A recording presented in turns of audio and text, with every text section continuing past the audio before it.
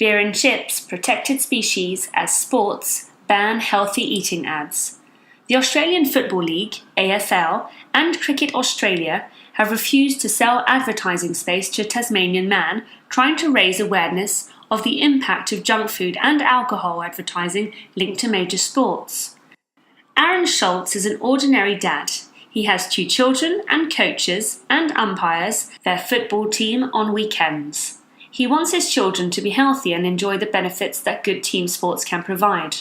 When he grew sick of seeing his children constantly exposed to junk food and grog ads, he started a website called Game Changer with the aim of tackling unhealthy advertising in sport. Recently, he tried to buy from the AFL 4 30-second advertisements to run on big screens during matches.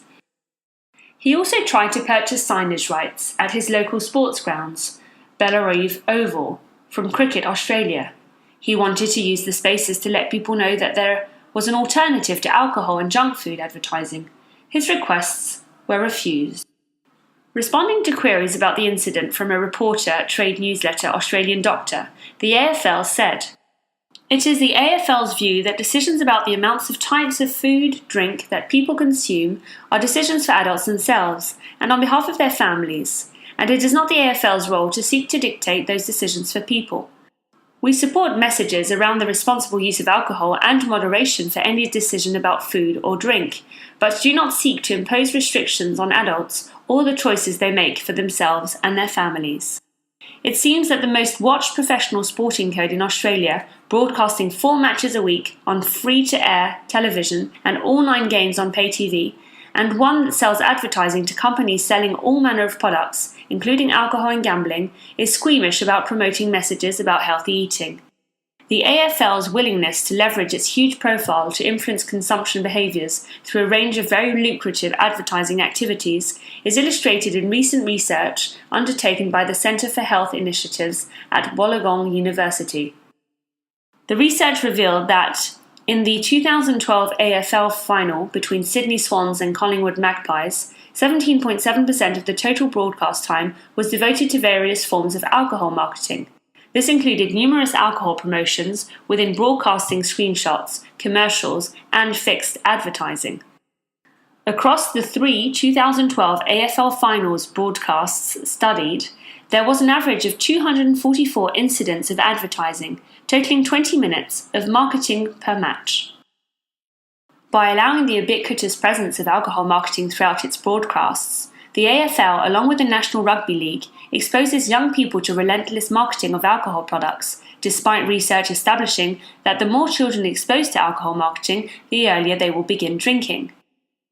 Aaron Schultz is not on his own. A study of sports sponsorship completed by Vic Health last year found that 83% of Victorians support the removal of alcohol sponsorship from sports clubs if help is provided to replace clubs' lost income.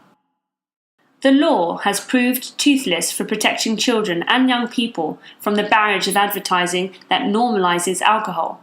Public support for banning gambling advertisements has also been particularly vocal recently, and it looks like legislative reform could be achieved now that opposition leader Tony Abbott has endorsed free-to-air networks' proposal to ban broadcasting live odds during matches.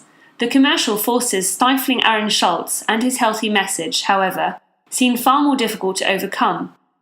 With its unrivaled profile in the Australian broadcast landscape, the AFL remains free to contract with anyone it chooses to. But it has denied Aaron Schultz one 30-second advertisement promoting healthy lifestyle choices, yet it is apparently entirely within its prerogative to grant its major corporate partners, including Carlton Draft, up to 570 incidents of advertising per game. This has been calculated to equal more than 39 minutes of broadcast time.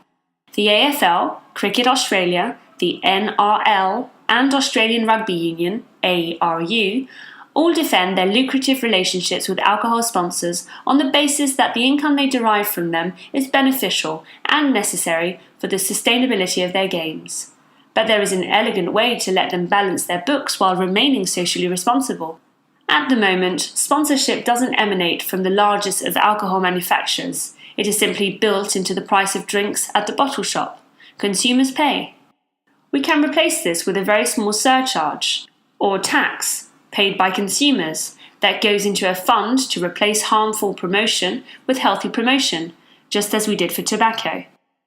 The Australian National Preventive Health Agency's Be the Influence campaign has replaced alcohol advertising in 15 other major sporting associations, including the Football Federation of Australia, FFA, and Netball Australia. Can the four big sports, AFL, Cricket Australia, NRL, and ARU, follow the lead of FFA and Netball Australia and use their enormous influence to promote healthy choices? Or will they and their star players continue to be ambassadors of booze, betting, and junk food?